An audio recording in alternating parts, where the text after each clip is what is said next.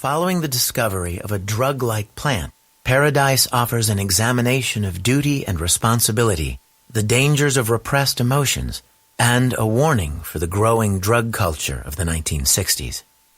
The story behind the story. Dorothy Fontana's gamble, resigning as Roddenberry's secretary to become a full-fledged screenwriter, had paid off. Now her former boss had nothing to lose in offering her a shot at being on staff. Nonetheless, for 1966, it was a bold move. Fontana later said, "To have a woman story editor on an action-adventure show? That was unheard of." Gene came to me and said, "We have a script that's not working, and we'd like you to do a rewrite on it. And if you can do a fast rewrite that satisfies the network and the studio, then I'll invite you to join us as story editor." It was an offer a struggling writer who had just quit her day job could not refuse. So Fontana said, "Okay." And what she was handed would become This Side of Paradise. She later recalled, "I looked at the script and thought about it, and there were two problems. One, the love interest was for Sulu. Nothing wrong with George Takei, and I really like George, but he wasn't one of the heavyweight stars of the show. And if you're going to have a love story, you're going to have it with one of them. And with the Spores, you could make it Spock. And you could make it a very emotional story, harking back a little to the Naked Time. What will happen when Spock is out of control? Only this time in terms of love. The other thing that was wrong with it was that the Spores, which were the infection, were in a cave, and they kind of fumbled and bounced up and down like ping pong balls. And the answer to that was, don't go in the cave. So by making them a part of a plant that was all over the planet, anybody could be infected at any time. Everybody was at risk." With Fontana's rewrite, she had passed Roddenberry's test, and Star Trek found its new story editor.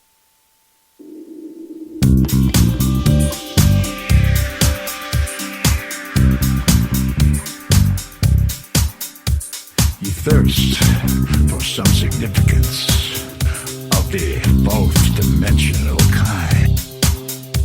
You enter a realm of spirit, of sight and sound and mind.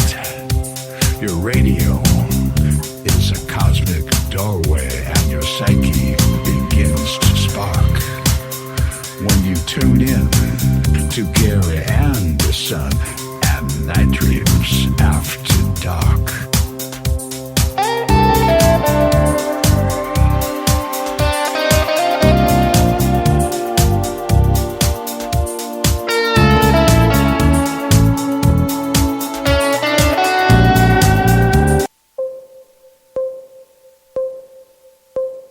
Night Dreams Talk Radio Network brings you the World Paranormal News with James Creechbaum. Now, the latest news.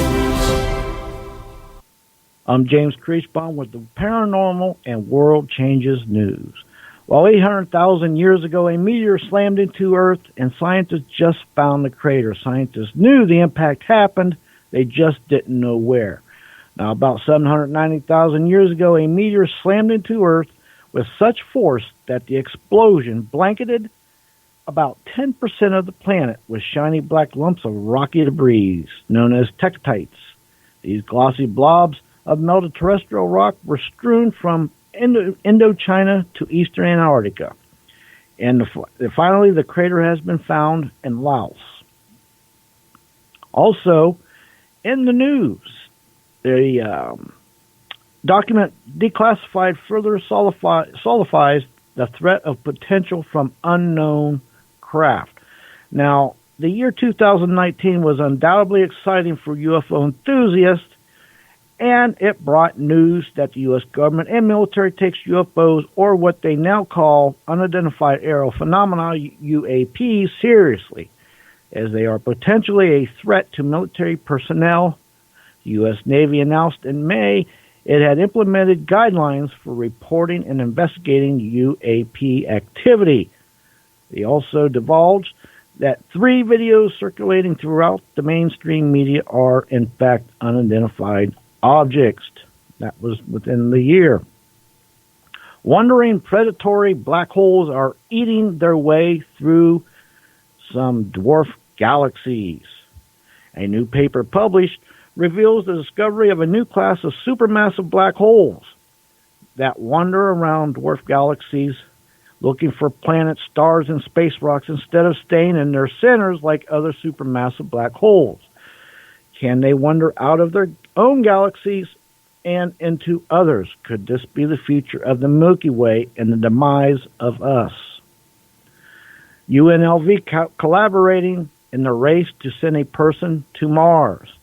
A few weeks ago, international news was made by a grad student whose algorithm made it possible to get the first photograph of a black hole. Now, it turns out PhD candidates at UNLV School of Engineering are tracking equally daunting tasks, trying to figure out how to transport people to Mars and how to get them back. It's a continuation of work that started decades ago.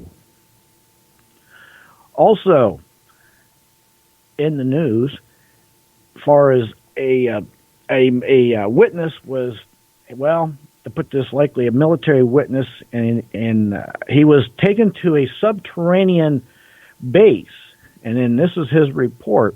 In the large subterranean room were 4 large glass containers, and each one was a creature unknown to me and the military man showing me this. Now, they were clearly not human, and equally as clearly some kind of humanoid alien life form. Also in this room was a wrecked round craft. Now, this presumably belonged to the 4 alien entities in the glass containers. Next news break, top of the hour. The City on the Edge of Forever, written by Harlan Ellison, with Gene Kuhn, Gene Roddenberry, and D.C. Fontana uncredited.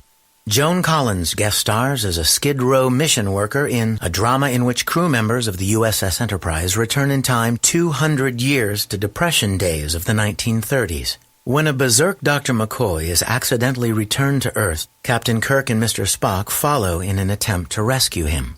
Befriended by mission worker Edith Keeler, Kirk falls in love. And there were things that were happening within the story that didn't fit the mold Roddenberry wanted for his series lead. Ellison was asked to revise his story outline. John D.F. remembered, "First, he wanted an office on the lot, so we got him one." Harlan Ellison said, "They had me in my little office in the back of the wardrobe room on the first floor of the old building. It was like a closet." Harlan would be in there with his rock and roll playing very loud. The third day that he was there, I walked down the hall because the Rolling Stones were playing loud. I knocked on the door and there wasn't an answer. I opened the door, and Harlan wasn't even there. Black found Ellison on the set, having his picture taken. I said, "Harlan, please go back to the office and finish the story." So Harlan walked back with me, went into his office, and the record goes on again. When I went down to see how he was doing, the record was playing, and Harlan wasn't there. He had gone out the window. Bobby Justman was of the mind that we should nail the door and the window shut. Robert Justman said, "I knew that he was a real procrastinator when it came to actually writing his scripts." It took 5 weeks, in fact, for Ellison to deliver his revised outline, and then another 2 to revise it again. One day after delivery, Justman wrote Kuhn, "This is pretty close to a shooting script.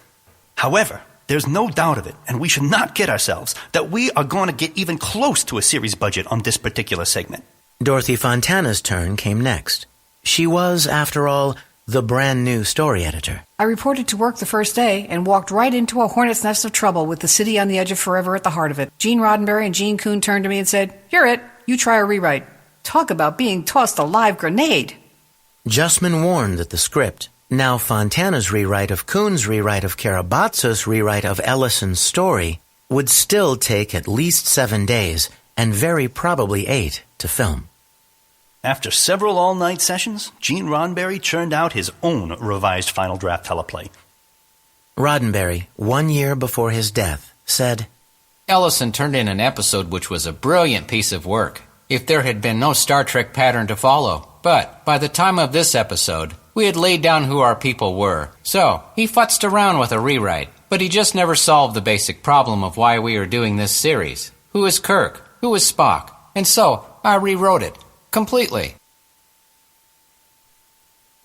You're listening to Night Dreams Talk Radio After Dark with our host, Gary Anderson. And that is me. Well, tonight we're going to have Marc Cushman on. We're going to be talking about, well, my favorite TV show of all time, Star Trek. Isn't that going to be exciting, James? That is always exciting. You know, even to this day, every day there's the original Star Trek is on, plus all the other ones every day. And, you know, I still watch them. Oh, yeah. I mean, I watch him every night after I'm done with the show.